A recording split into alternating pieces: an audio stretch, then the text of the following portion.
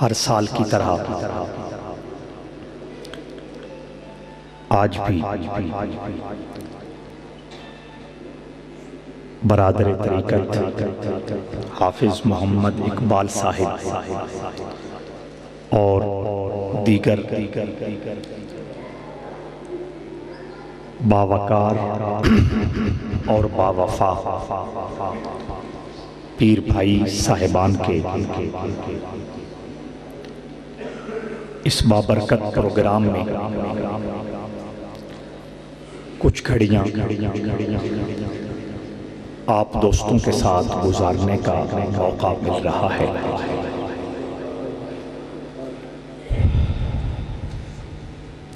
ہر دور میں رحمت دو عالم صلی اللہ تعالی علیہ وسلم کی محبت ایمان والوں کے سینے میں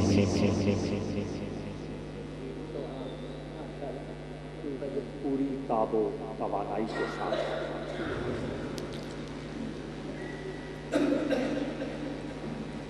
موجود رہی ہے۔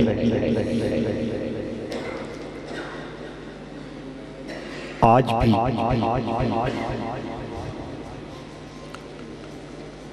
اگر ہم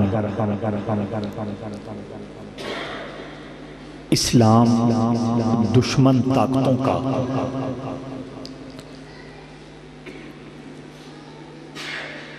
مضبوط مستند معقول اور سنجیدہ مقابلہ کرنا چاہتے ہیں تو اس کا واحد ذریعہ رسول اللہ کی محبت ہے۔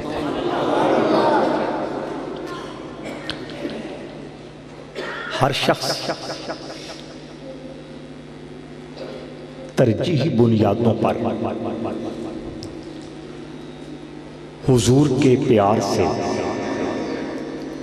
اپنی روح کو سرشار کرے اور حضور کی محبت سے اپنے دل کو مدینہ بنائے۔ یہ ایسا جذبہ ہے کہ اللہ کریم نے چاہا تو پتھروں کو بھی عطا فرما دیا۔ آپ نے پڑھا ہے اور سنا ہے، غار حرا کی چوٹی پر سرور کائنات صلی اللہ تعالی علیہ وسلم جلوہ گر ہوئے۔ سیدنا صدیق اکبر بھی ساتھ ہیں، فاروق اعظم بھی ساتھ ہیں، حضرت طلحہ بھی ساتھ ہیں، حضرت علی بھی ساتھ ہیں۔ ایک تو اور صحابہ کرام کا اسم گرامی بھی ملتا ہے۔ ترمذی شریف میں یہ حدیث تفصیل کے ساتھ موجود ہے۔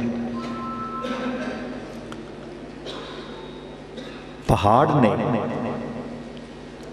حرا پہاڑ نے جھومنا شروع کر دیا۔ اللہ کے حبیب صلی اللہ تعالی علیہ وسلم نے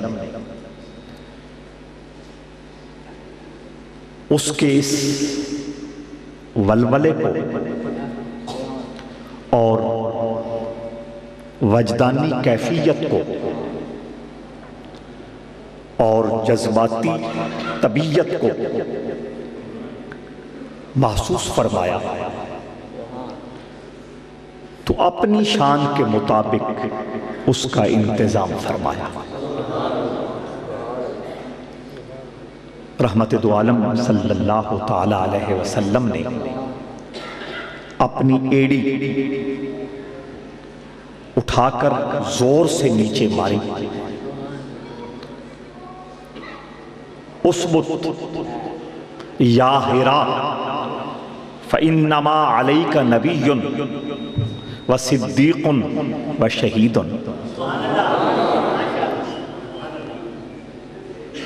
تجھے کیوں جھومنا آیا ہے؟ تجھے اس وارفتگی کی کیا ضرورت ہے؟ تجھے علم نہیں ہے اور تجھے پتہ نہیں ہے کہ تیرے سینے پر اللہ کا نبی موجود ہے، نبی کا غلام صدیق موجود ہے، اور درجہ شہادت پانے والے اس کے غلام موجود ہیں۔ آگے جانے سے پہلے یہ عرض کرتا چلا جاؤں کہ حضور نے لفظ شہید کا واحد بولا، ایک شہید حضور نے لفظ زبان سے نکالا، لیکن اس موقع پر جتنے صحابہ سیدنا صدیق اکبر کے ساتھ وہاں موجود تھے، سب کو اللہ نے درجہ شہادت عطا فرمایا۔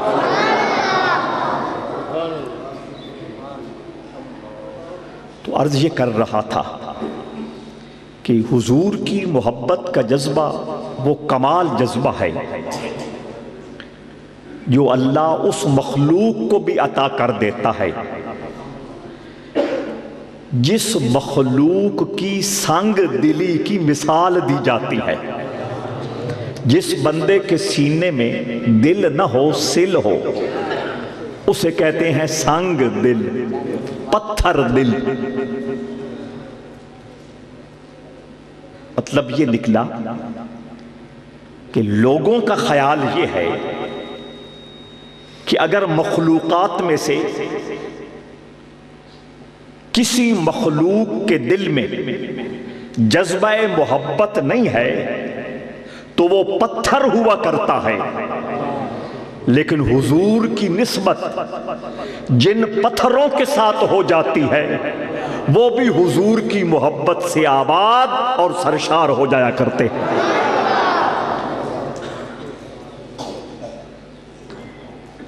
حضرت علی رضی اللہ تعالی عنہ اس حدیث کو روایت کرتے ہیں کہ میں اس منظر کا بھی گواہ ہوں اور اس بولی کا بھی گواہ ہوں کہ فَمَسْتَقْبَلَهُ جَبَلٌ وَلَا شَجَرٌ وَلَا حَجَرٌ إِلَّا قَالَ السَّلَامُ عَلَيْكَ يَا رسول اللہ۔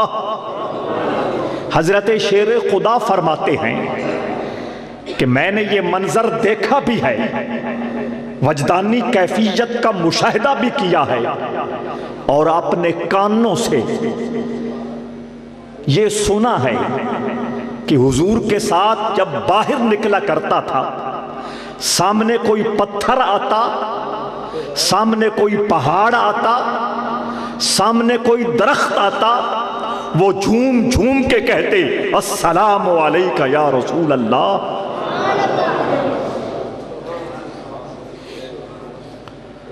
تو ہم اس جذبے کی بات کر رہے ہیں جو اللہ کریم نے بطور خاص انسانوں سے ہٹ کر اپنی باقی مخلوقات کے من میں بھی سجا دیا ہے۔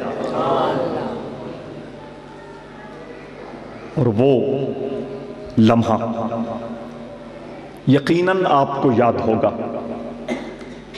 جب حضور دو عالم صلی اللہ تعالی علیہ وسلم کی بارگاہ ناز میں مدینہ شریف کی ایک بوڑھی عورت نے آ کے عرض پیش کی کہ میرے بیٹے نے لکڑی کی چیزیں بنانے کا ہنر سیکھا ہے، اہل چنیوٹ کو تو اس کو اور آسانی سے سمجھ سکتے ہیں، اور میری یہ دلی آرزو ہے کہ وہ اپنا بزنس شروع کرنے سے پہلے اور اپنی دکانداری شروع کرنے سے پہلے اپنے ہنر کا کمال رسول اللہ کی ڈیوٹی اور خدمت سے شروع کرے۔ میرا دل یہ کہتا ہے کہ وہ کوئی ایسی چیز بنائے جو میرے رسول کے کام آ جائے۔ اسے کہتے ہیں پنجابی میں بونی۔ تو وہ اپنے کام کی بونی اور اپنے کام کا آغاز حضور کی خدمت سے کرے، تاکہ اللہ ہمیشہ اس کے ہنر اور اس کے کاروبار میں ترقی اور برکت رکھے۔ قرآن کی کس آیت میں یہ حکم ہے؟ رسول کریم صلی اللہ تعالی علیہ وسلم نے کس لب و لہجے میں دنیا کو اس طرف مائل کیا ہے؟ پتہ یہ چلا کہ محبت خود سکھا دے گی آداب محبت۔ اس بوڑھی عورت کے من میں یہ خواہش مچلی، یہ آرزو اٹھی کہ میں اپنے بیٹے کے کام کی ابتدا رسول اللہ کی خدمت سے کراؤں، تاکہ اس کے کام اور اس کے کاروبار میں اللہ برکتیں رکھے۔ یہ اس کا صرف جذبہ ہوتا، یہ اس کی نری آرزو ہوتی، اور اس کی کوئی حیثیت اور کوئی ویلیو نہ ہوتی۔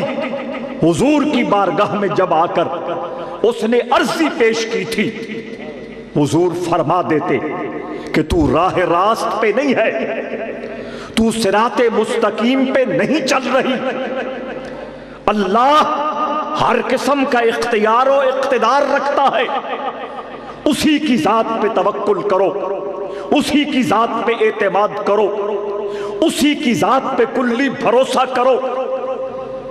میری خدمت سے کیا، میری ڈیوٹی کرنے سے کیا فیض اور برکت ہوگی؟ نہیں، جب اس نے عرضی پیش کی رسول اللہ مسکرائے، مسکرا کر گویا آپ نے اس کی بات کی لاج بھی رکھ لی اور تصدیق بھی فرما دی۔ اور علماء جانتے ہیں کہ حدیث کی 3 قسمیں ہیں۔ حضور کی بات بھی حدیث ہے، حضور کا عمل بھی حدیث ہے۔ بات بھی نہ ہو، عمل بھی نہ ہو، حضور کے سامنے کوئی بات ہو، حضور کے سامنے کوئی کام ہو، حضور اسے منظور فرما لے، وہ بھی حدیث مصطفیٰ ہو جایا کرتی ہے۔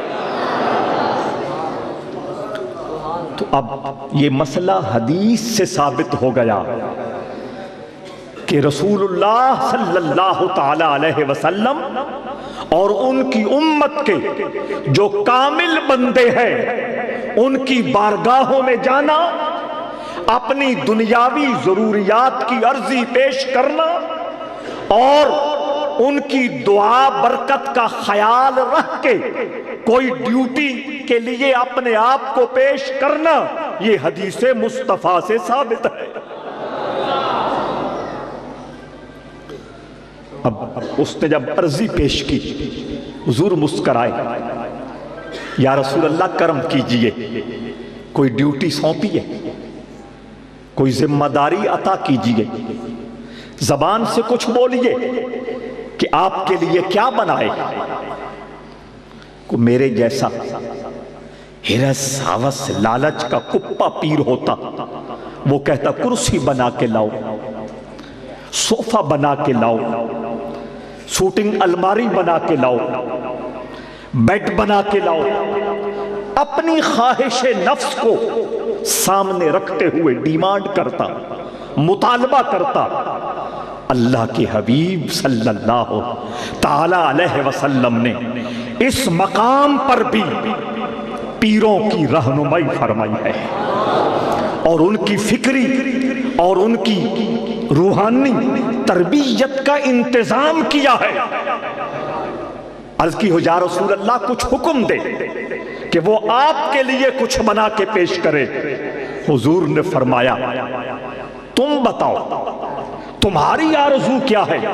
یا رسول اللہ نہیں، آپ فرمائیں گے۔ آقا کریم نے فرمایا کہ مسجد کے لیے منبر بنا دے۔ تربیت ہو گئی یا نہ ہو گئی؟ حضور شیر خدا حیدر کرار امیر المؤمنین حضرت علی رضی اللہ تعالیٰ عنہ، آپ کا یہ مشہور قول اور فرمان مبارک ہے۔ ایک تو آپ کا یہ عمل تھا کہ آپ اکثر لوگوں میں کپڑے بانٹا کرتے تھے۔ دوسرا یہ خوبصورت عمل تھا کہ جو بھی مہمان آپ کے دسترخوان پہ حاضر ہوتا، باقی نعمتوں کے ساتھ ساتھ اس کو شہد ہنی ماکھیوں ضرور عطا فرماتے، یہ بھی چکھ لے، یہ بھی کھا لے۔ اور تیسرا، لوگوں کو یہ تلقین فرماتے کہ اللہ کے گھروں میں روشنی کا انتظام کرو۔ ایک لمبے عرصے تک ایک خادم یہ عمل دیکھتا رہا، یہ فرمان سنتا رہا۔ ایک دن اس نے التجا کی، عرض کی کہ آپ یہ 3 عمل بڑے اہتمام سے کرتے ہیں، اس کی حکمت فرما سکتے ہیں؟ اس میں چھپے راز سے پردہ ہٹا سکتے ہیں؟ حضور حیدر کرار نے فرمایا، کپڑے تو اس لیے بانٹتا ہوں کہ روز قیامت اس عمل کی برکت سے میرے گناہوں پہ پردہ ڈال دے۔ کپڑا انسان کے ستر کو ڈھانپتا ہے نا، بے پردہ نہیں ہونے دیتا۔ شہد اس لیے پیش کرتا ہوں کہ جب آخری گھڑی آئے، نزع کا وقت ہو، اس وقت گلا بند ہونے لگتا ہے، غرغراہٹ کی کیفیت طاری ہو جاتی ہے۔ رسول اللہ کی امتیوں کا، اللہ کی مخلوق کا منہ میٹھا اس لیے کراتا ہوں کہ عالم نزع میں اس مصیبت سے اللہ مجھے بچا لے۔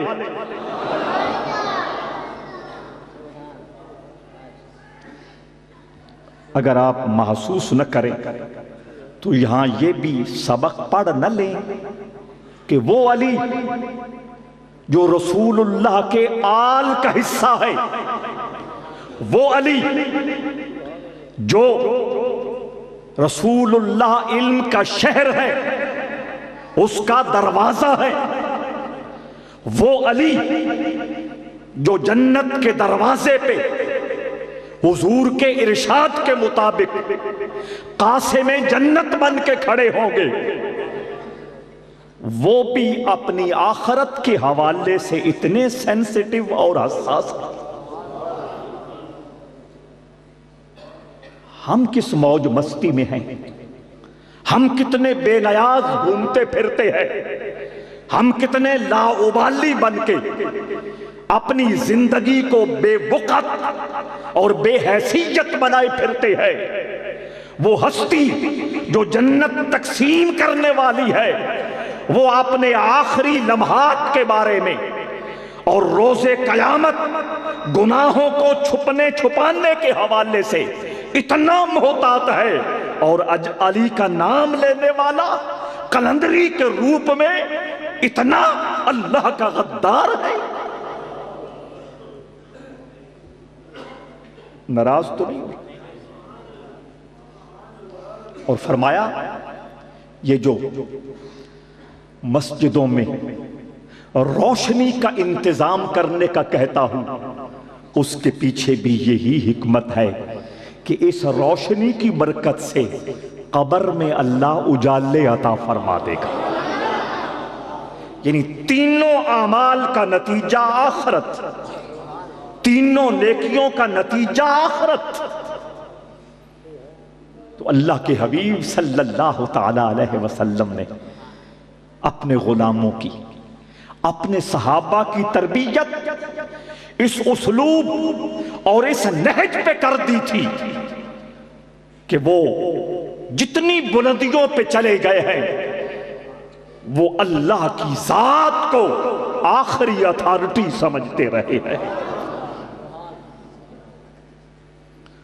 اب حضور نے یہ تربیت کی تھی کہ مجھے کرسی نہیں چاہیے،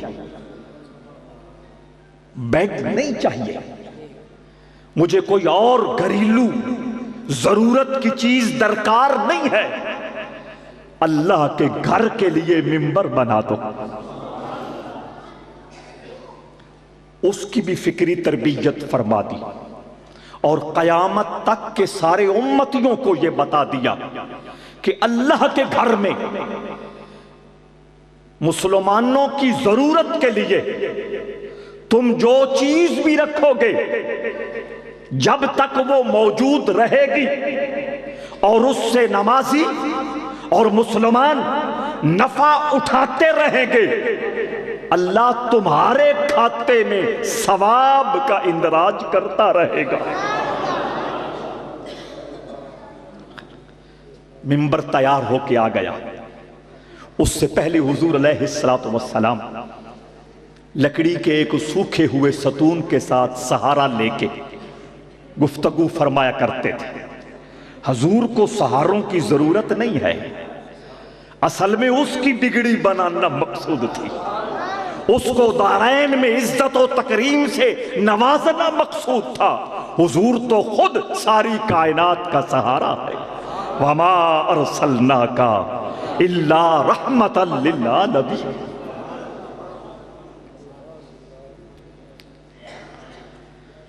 یہ سلطان کا احسان ہوتا ہے کہ وہ کسی سے کوئی خدمت لے لے، یہ بادشاہ کی بندہ نوازی ہوتی ہے کسی نوکر کو، کسی خادم کو، کسی ورکر کو اپنی صلاحیت، اپنی لیاقت، اپنی علمیت، اپنے تجربے پہ ناز اور فخر نہ کرنا چاہیے، بلکہ سلطان اور آقا کا احسان ماننا چاہیے کہ تو نے مجھے اس نوکری کے لیے چن لیا ہے۔ سمجھ آ رہی؟ ایک موقع پر حضور علیہ السلام کو بد زبانوں کی بد زبانی کا جواب دینے کا خیال آیا۔ اپنے غلاموں میں سے ایک شاعر کو بلایا کہ یہ بد زبانی دشمنوں نے کی ہے، میرا دل کرتا ہے اس کا جواب دیا جائے۔ انہوں نے عرض کیا یہ کہوں، آپ نے فرمایا بیٹھ جاؤ۔ یہ نہیں کہا کہ مجھے پسند نہیں آیا، سمجھ آ رہی؟ یہ بھی اخلاق کے انداز ہے، یہ بھی بندہ نوازی کا ایک لیول ہے۔ اب بیٹھ جاؤ۔ دوسرے کو بلایا، تم اس کا جواب لکھو۔ انہوں نے جواب پیش کیا، فرمایا تم بھی بیٹھ جاؤ۔ تیسری مرتبہ فرمایا حسان ابن ثابت کو بلاؤ۔ یہ بخاری شریف میں تفصیل موجود ہے۔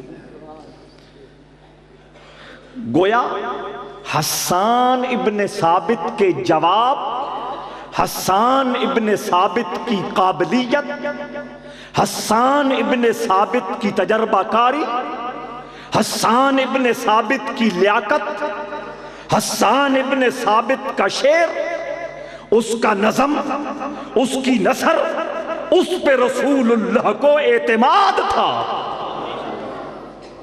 اس کے باوجود وہ یہ کہتا ہے ما مدحت محمدا بمقالتی ولیکن مدحت مقالتی بمحمد۔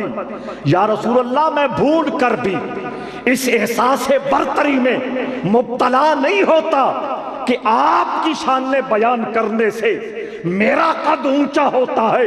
میرا تو عقیدہ یہ ہے کہ میں آپ کی ثنا اور آپ کی تعریف کر کے اپنے لفظوں کو قیمتی بنا رہا ہوں۔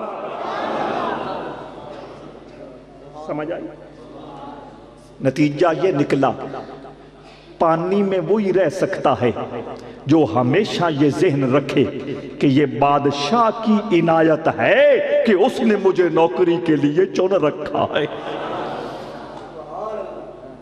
سمجھ آ رہی ہے یہ بات؟ یہ میں اس لیے پوچھتا ہوں کہ عام طور پہ یہ ہمارے کان سننے کے عادی نہیں ہیں۔ یہاں جنہوں نے بیٹھنا ہوتا ہے ان کا مقصد یہ ہوتا ہے کہ ہماری واہ واہ ہو، ان کا مقصد یہ ہوتا ہے کہ ہماری اگلی بکنگ زیادہ ہو، ان کا مقصد یہ ہوتا ہے کہ جیبوں سے کچھ نکلے، اور میں اللہ تعالیٰ کے فضل و کرم سے تینوں چیزوں سے بالا ہوں۔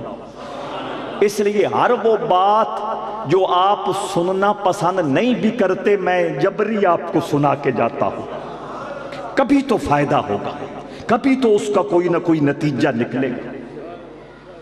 اللہم صلی علی محمد وعلی آل محمد وبارک وسلم۔ تو میں عرض یہ کر رہا تھا، وہ ممبر تیار ہو کے آ گیا، حضور دو عالم صلی اللہ تعالی علیہ وسلم نے اس دن ممبر پر تشریف رکھی۔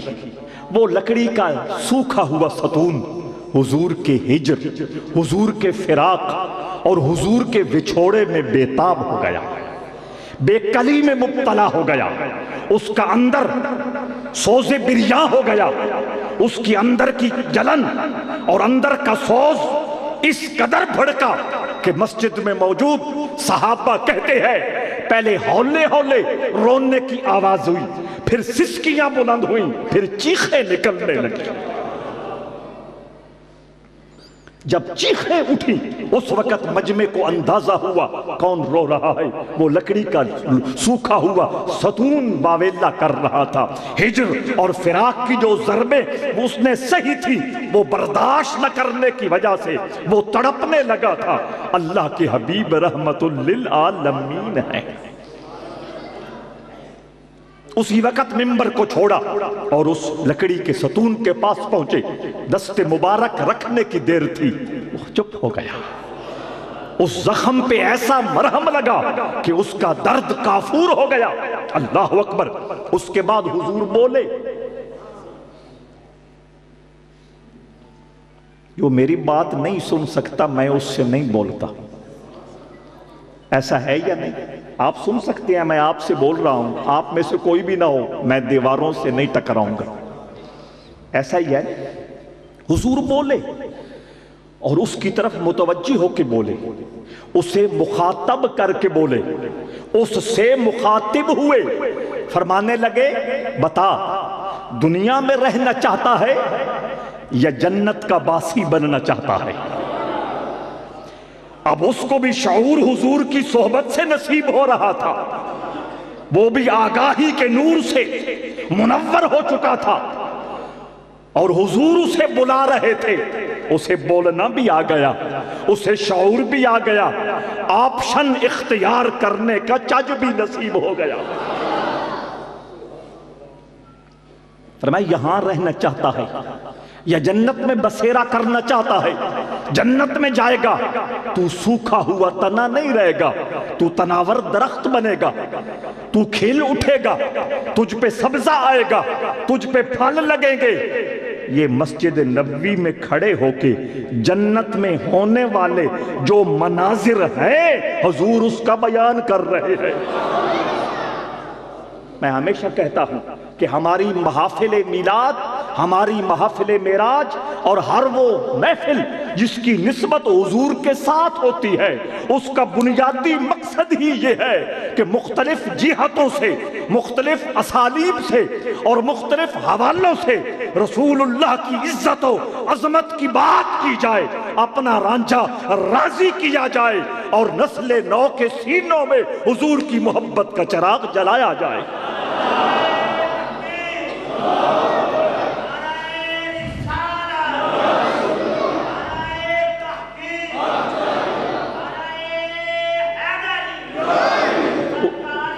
مرحبا۔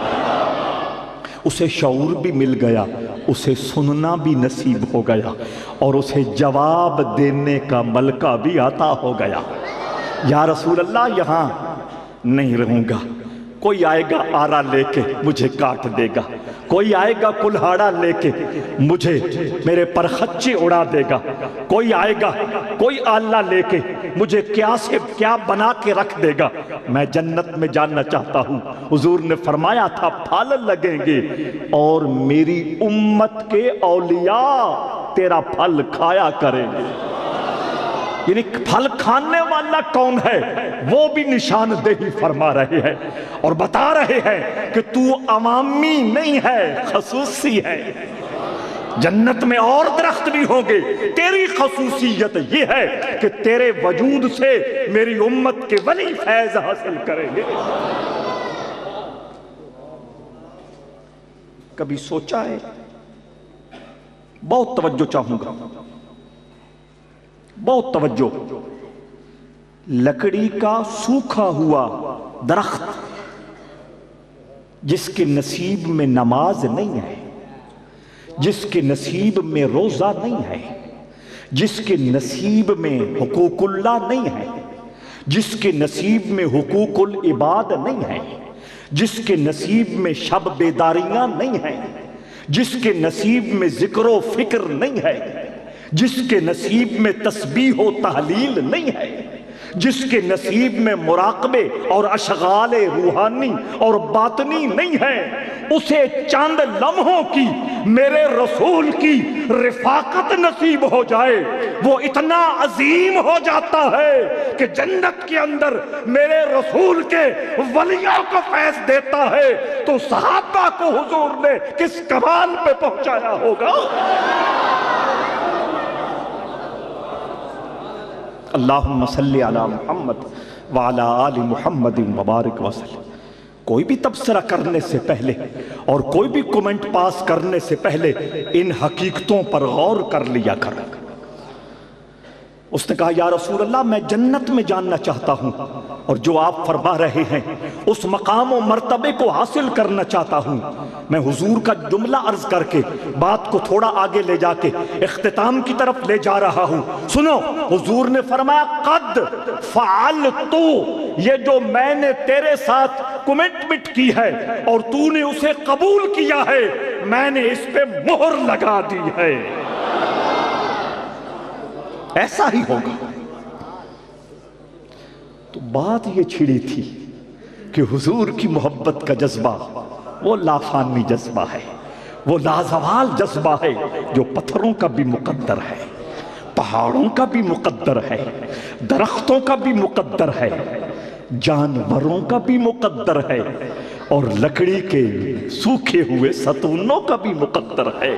اور وہ جذبہ اگر اشرف المخلوقات میں آ جائے، وہ جذبہ اگر رسول اللہ کے غلام میں آ جائے، وہ جذبہ رسول اللہ کے دیوانے کے سینے میں مدینہ بن کے آ جائے، پھر اس کی ویلیو کا اندازہ کوئی مخلوق کر سکتی ہے؟ اور اس جذبے کو بڑھانے کا یہ ایک خوبصورت ذریعہ ہے کہ ہم اپنی مجالس میں، اپنی محافل میں رسول اللہ کا تذکرہ اس انداز سے کریں، اس سلیقے سے کریں اور اس طریقے سے کریں کہ سننے والوں کی روحوں میں فوراً حضور کی محبت و عظمت کے چراغ جلنا شروع ہو جائیں۔ اور دوسرے جو بظاہر ہم سے دور نظر آتے ہیں، بظاہر ہمارے ہم دوش ہو کے چلنا پسند نہیں کرتے، بظاہر ہمارے ہاتھوں میں ہاتھ دے کر ہمارے مشن کا حصہ نہیں بنتے، اگر تیرے اندر جذبہ کامل ہوگا، تیرے لب و لہجے میں محبت کی مٹھاس ہوگی اور تیری گفتگو میں تحقیق و دلیل ہوگی، تو میرا ایمان یہ ہے اگر وہ لوگ بھی اس اسلوب کے ساتھ میری اور آپ کی گفتگو سنو گے، وہ بھی رسول اللہ کے پرچم تلے آ جائے گے۔ اسی لیے میں نے کہا تھا کہ اس وقت سب سے زیادہ ضرورت ہے، وقت کی ڈیمانڈ ہے، وقت کا مطالبہ ہے۔ کبھی قرآن کی بے ادبی ہوتی ہے، کبھی خاکوں کے حوالے سے، کبھی اور کسی حوالے سے رسول کریم صلی اللہ تعالی علیہ وسلم کی عظمت کو چھیڑنے کی کوشش کی جاتی ہے یہ خام خیالی، ہے یہ بددیانتی، ہے یہ اندر کا واضح جھوٹ، کیونکہ اللہ کریم نے یہ بات طے کر رکھی ہے کہ اِنَّا كَفَيْنَاكَ الْمُسْتَهْزِئِينَ۔ اللہ فرماتا ہے رسول اللہ کی عزتوں اور عظمتوں کے حوالے سے جو بد زبانی، بد کلامی اور بد قلمی کرتے ہیں انہیں بتا دو تمہیں اللہ ہی کافی ہے۔ ہر زمانے میں اللہ اس کفایت کی مثالیں دکھاتا ہے، ہر زمانے میں ایسے لوگوں کو اللہ عبرتناک سزا دیتا ہے اور ان کو اس انجام سے دوچار کرتا ہے جو نہ کسی کان نے سنا ہے نہ کسی آنکھ نے سنا ہے، لیکن وقتی طور پر ایمان والوں کے جذبات زخمی ہوتے ہیں، ایمان والوں کے جذبات مجروح ہوتے ہیں۔ اس کا مستقل یہ حل نہیں ہے کہ ہم دکانیں جلا دیں، ہم گاڑیاں جلا دیں، ہم روڈ بلاک کر دیں، یہ مستقل حل نہیں ہے۔ مستقل حل یہی ہے کہ ہم اپنے سینوں میں حضور کی محبت کا وہ جو ایک بیسک طوفان موجود ہے اس کو ہوا دے دیں، ہم حضور کی عظمت کی باتیں کریں، حضور کی شانوں کی باتیں کریں، حضور کے کردار کی بات کریں، حضور کے اخلاق کی بات کریں۔ صرف ایک بات اس موضوع پہ کر کے گفتگو کو سمیٹ رہا ہوں۔ اللہ کے حبیب صلی اللہ تعالی علیہ وسلم مسجد میں تشریف فرما تھے، کوئی آنے والا آتا ہے، شاید پہلی بار آیا ہے، حضور کی مجلس کے آداب اسے نہیں پتہ، اللہ کے گھر کی عظمت اور پروٹوکول اسے نہیں پتا، آ کے بیٹھتا ہے، تھوڑی دیر کے بعد اسے حاجت ہوتی ہے، پیشاب محسوس ہوتا ہے، وہ باہر نہیں جاتا، تھوڑی سی سائیڈ چینج کر کے وہیں پیشاب کر دیتا ہے۔ صحابہ کرام غیرت مند تھے اور صحابہ کرام کی غیرت کی گواہی اللہ نے قرآن میں دی ہے۔ حضرات ذی وقار حضور علیہ السلام کے صحابہ یہ منظر دیکھ کے سیخ پا ہو گئے، ان سے برداشت نہ ہو سکا، کسی نے خنجر پکڑا، کسی نے میان سے تلوار نکالی، کسی کا تیر ترکش سے برآمد ہونے لگا۔ اللہ کے حبیب نے جب ان کی یہ غسیلی کیفیت دیکھی، ایک ایک کو نہیں روکا، نظر بھر کے پورے مجمع کی طرف دیکھ دیا۔ آج کسی پیر اور مولوی کے پاس وہ نظر ہے؟ شرط لگا لیتے ہیں، اگر نجائز نہ سمجھے تو یہاں چاولوں کی دیگ آ جائے، قمری صاحب بیٹھے ہیں، قبلہ صفدر صاحب بیٹھے ہیں، میں تینوں چیخ چیخ کے آپ کو کہیں کہ مٹھا صبر، کسی نے رکنا، وہ پھر کہاں پروٹوکول گئے، وہ آداب کہاں گئے؟ قمری صاحب اس بات کو بڑی اچھی طرح جانتے ہیں۔ چند سال پہلے فیصل آباد میں قمری صاحب کے ایک دوست ہیں، وہ 3 ماہ کے بعد ایک 4 سٹار ہوٹل میں محفل کرتے تھے اور اس میں فیصل آباد کے جتنے امام مسجد، خطیب اور مذہبی قائدین ان کو بلاتے تھے، کرسیوں پہ بٹھاتے، عزت و تکریم کا حق ادا کرتے اور ملک پاکستان کے بہت بڑے نامور لوگ ہر 3 مہینے کے بعد کبھی کوئی ہستی کبھی کوئی حضرت وہ تشریف لاتے اور وہ ان اماموں اور خطیبوں کو بتاتے کہ اس زمانے میں رسول کریم کے دین کی خدمت کا چج والا طریقہ کون سا ہونا چاہیے۔ آپ بھی یہ مسئلہ سمجھتے ہیں نا؟ ایک پروگرام ہوا 3 لاکھ روپے لگے، دوسرا پروگرام ہوا 3 لاکھ روپے لگے، 5-6 پروگرام ہو گئے۔ 7ویں پروگرام پر ہوٹل کی انتظامیہ نے اس بندے سے کہا جو لاکھوں روپے ہر 3 مہینے کے بعد لگا رہا ہے، توجہ بھائی، اسے کہا کہ جناب ہماری گزارش بھی ہے، اس کی طرف بھی دھیان دیجئے۔ وہ بولے بتاؤ، کہنے لگے اگلا پروگرام اس موضوع پر کیا جائے کہ کھانا کھانا کا طریقہ حضور نے کیا بتایا ہے۔ اب سمجھ آ گئی آپ کو؟ آوے دا آوے ہی خراب ہویا پیانا، بندہ جائے تے کدے جائے۔ تو وہ آداب کہاں گئے، وہ سنجیدگی کہاں گئی، وہ سیریس پن کہاں گیا، وہ متانت کہاں گئی جس کی ہمیشہ حضور نے تلقین فرمائی۔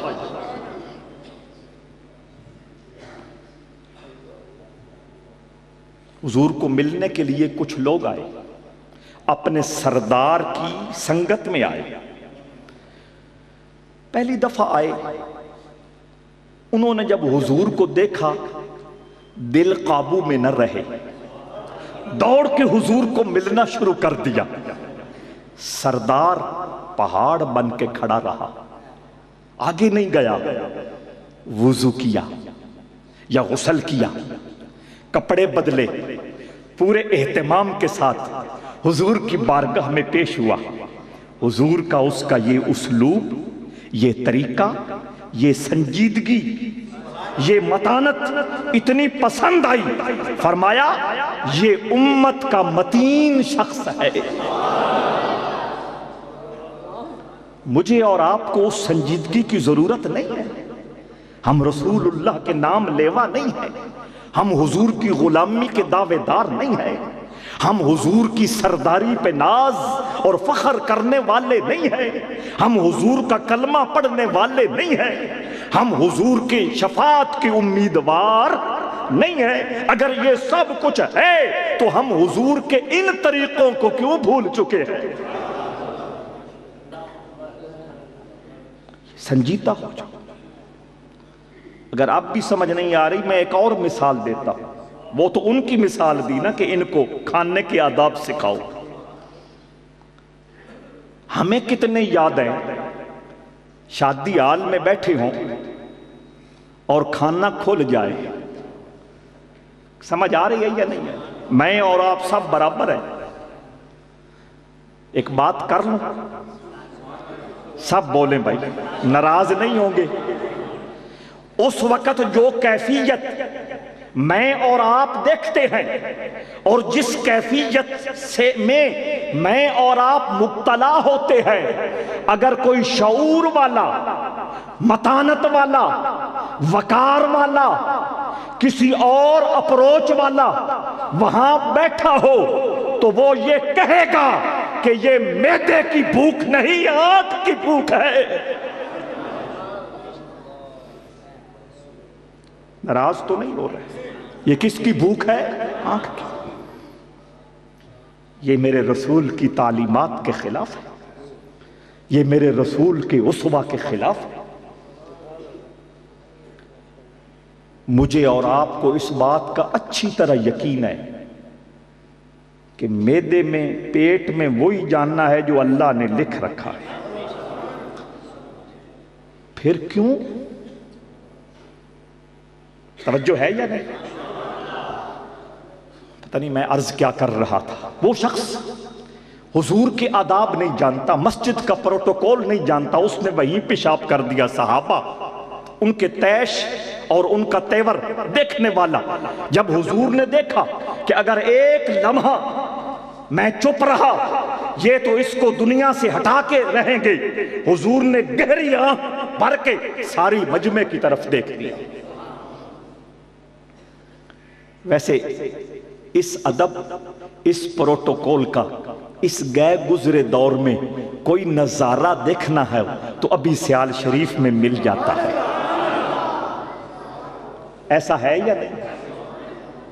اور یہ وہی فیضان رسالت ہے. خیر، میں عرض کر رہا تھا حضور نے گہری آنکھ کر کے دیکھا. اب کیفیت یہ تھی صحابہ کی، کاٹے تو لو نہیں، یعنی اس طرح کو جسم سے لو کھینچ لیا گیا، پاؤں پتھر بن گئے، ایک انچ آگے کوئی بڑھ نہیں رہا. جب وہ سناٹا چھا گیا، صحابہ ادب سے کھڑے ہو گئے. اس وقت میرے نبی نے کہا پانی لے آؤ، اس کی آنکھوں کے سامنے اس جگہ کو پاک کرو. پانی لایا گیا، جگہ کو دھویا گیا. اس وقت حضور مسکرائے، فرمایا اگر تم کوئی سختی کرتے، کوئی درستی والا لب و لہجہ اپناتے تو تمہارے اور اس سادے بندے کے درمیان فرق کیا رہ جاتا؟ اب نہ قرآن پڑھا گیا، نہ حدیث سنائی گئی، نہ گھنٹے کی تقریر کی گئی، لیکن اس کے دل و دماغ میں آداب رسالت بھی بیٹھ گئے ہیں، اللہ کے گھر کا نقشہ بھی جم گیا ہے.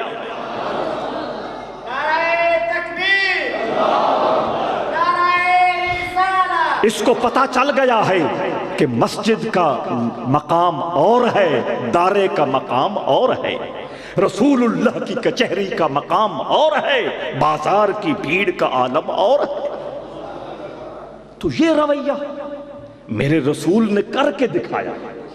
ہمیں ان چیزوں کو اپنانا ہے، ان چیزوں کو اپنی زندگی میں بڑی خوبصورتی کے ساتھ سجانا ہے۔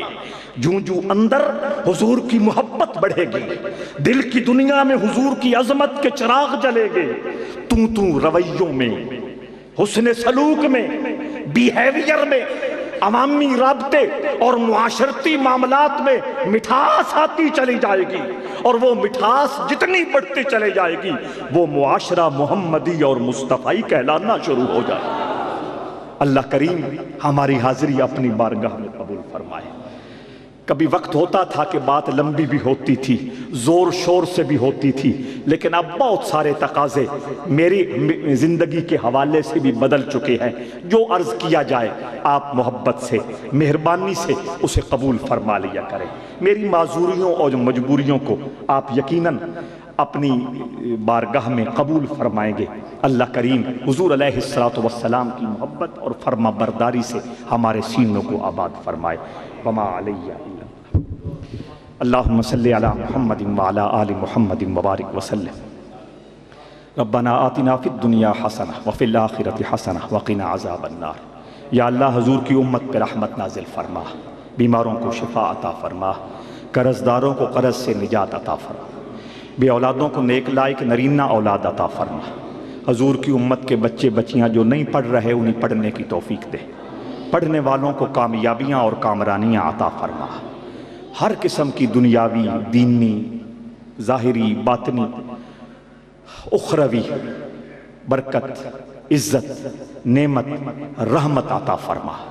اس ماحول میں جتنے لوگ تیری بارگاہ میں ہاتھ دراز کر کے تیری رحمت کی امیدوار بیٹھے ہیں، ان کے دامن کو ہر نعمت سے مالا مال فرما۔ ربنا تقبل منا انک انت السمیع العلیم، وصلی اللہ تعالی علی خیر خلقہ محمد وآلہ وصحبہ واولیاء امتہ اجمعین برحمتہ۔